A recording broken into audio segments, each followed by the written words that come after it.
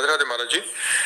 महाराज जी, जैसे शास्त्रों में कहा गया है कि गुरु बनाना, गुरु मंत्र लेना जरूरी बताया गया है। महाराज जी, नारायण जी, आप कह रहे हैं कि नारायण जी को ही हमने अपना गुरु माना है। महाराज जी, उन्होंने ही हमारे बहुत किया और गुरु मंत्र में जो भी है इंसानियत की सीख दी। महाराज जी के कह रहे हैं कि क्या मैं उनको क्या दे सकता हूँ महाराज जी, जैसे गुरु दक्षिणा देते हैं गुरु को, वैसे हम नारायण को क्या? देखो, सबके गुरु भगवान है, ये बात तो सिद्ध है, पर प्रगट में हमको गुरुदेव की जरूरत है जो हमें डांट सके, जो हमें दुलार कर सके, जो हमारी कमियों को देखें और हमारी कमियों को हमारे सामने रखें। इसलिए हमें प्रगट में नारायण आके तुम्हें डांटेंगे नहीं, नारायण आके तुम्हें दुलार नहीं करेंगे, जो तुम्हारे मन में आवे सो करो।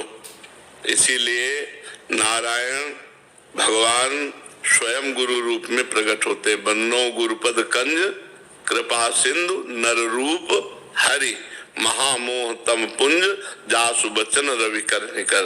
बंदे कृष्णम जगत गुरु, वो तो सबके गुरु है ही है, लेकिन हमको प्रगट गुरु की आवश्यकता है। प्रगट किसी भगवत प्रेमी महात्मा को गुरु मानकर उनके चरणों की आराधना करके उनकी आज्ञा का पालन करें तो नारायण अपने आप मिल जाएंगे। और डायरेक्ट नारायण से तो देख लो भाई, हमारी तो पहुंच नहीं है, हमारी तो पहुंच गुरु चरणों तक है, गुरु चरणों तक है। उनकी आज्ञा में चलना, उनके द्वारा दिए हुए नाम मंत्र का जप करना और उनको अपना जीवन धन मानना, सर्वस्व मानना, हमें तो लगता है इसी के द्वारा भगवत प्राप्ति होती है। चाहे शिव विरंच सम होई, गुरु बिनु भव निधि तरह न कोई। हमें डांट की जरूरत है। अब जैसे हमारे गुरुदेव भगवान है, जहाँ उनके सामने गए तो कोई गलती नहीं होनी चाहिए। कोई अब जहाँ दृष्टि उठा के डाले तो एक बार पूरा शरीर कांप जाता है कि एक सरा हो रहा है, कहीं कोई इधर से उधर वृत्ति नहीं होनी चाहिए। एक गुरुदेव को भय होता है, एक मतलब चाहे जितना वो प्यार करे, चाहे जितना दुलार करे, पर एक भय रहता है गुरुदेव का सच्चे हृदय में। कपटी और छली कपटी हृदय की बात रहे, अगर सच्चे हृदय वाले हो तो एक मतलब मर्यादा होती है, एक भय होता है कि यार कोई ऐसी गलती ना हो जाए कि हमारे गुरुदेव नजर फेर लें या गुरुदेव हमारे नाराज हो जाए, हमारे गुरु प्रसन्न रहे, ऐसे हमसे आचरण हो। तो एक हमें प्रगट में डर चाहिए। नारायण का भय नहीं किसी को, किसी को नारायण का भय नहीं है। तो नारायण के होते हुए सब हो रहा है ना, और गुरु के होते हुए नहीं होता। बहुत कठोर शासन गुरु का होता है, तब शिष्य माया पार होता है। बहुत कठोर शासन गुरु का। अब हम लोगों को बहुत अच्छी तरह से मांझ दिया गुरु ने। अहंकार का मिटिया मेट केवल गुरुदेव कर सकते हैं, दूसरा नहीं कर सकता। अच्छा, उनकी आज्ञा का उल्लंघन नहीं कर सकते, क्योंकि शास्त्र और सब शासन में लिए हुए कि गुरु अप्रसन्न हो गए तो मतलब क्या रह गया। अगर गुरु आज्ञा का पालन नहीं तो शिष्यता क्या, धज्जियां उड़ा दी, धज्जियां। और उन्हीं की कृपा, जितना यश है, जितना सम्मान है, ये उन्हीं की कृपा से ये जहर नहीं चढ़ रहा। अगर उनकी कृपा का पहले इंजेक्शन न लगा होता तो ये जहर चढ़ जाता।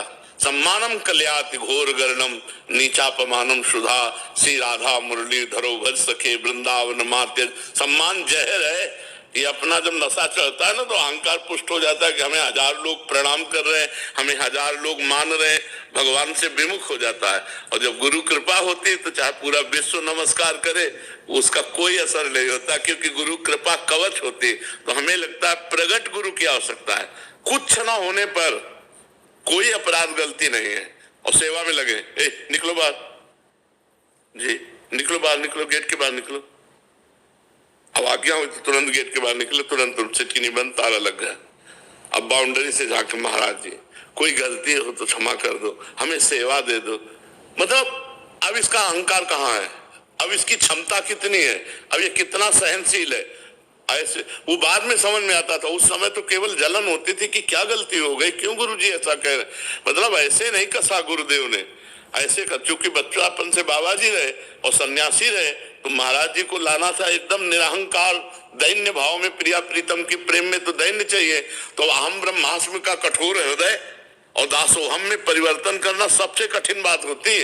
ये तो केवल गुरुजी परिवर्तन कर पाए, ले तो ये परिवर्तन नहीं होला था, क्योंकि 20 वर्ष अहम ब्रह्मास्म का चिंतन होना और फिर उसके बाद दासोहम में बिल्कुल मतलब खिलाफ बात है उसका। हाँ तो ये गुरु कृपा ही केवलम, गुरु कृपा है, मारा कि धज्जियां उड़ा दी, बिल्कुल बिल्कुल धज्जियां उड़ा दी। गुरु महिमा है, गुरु कृपा ही केवलम, गुरु कृपा ही केवलम।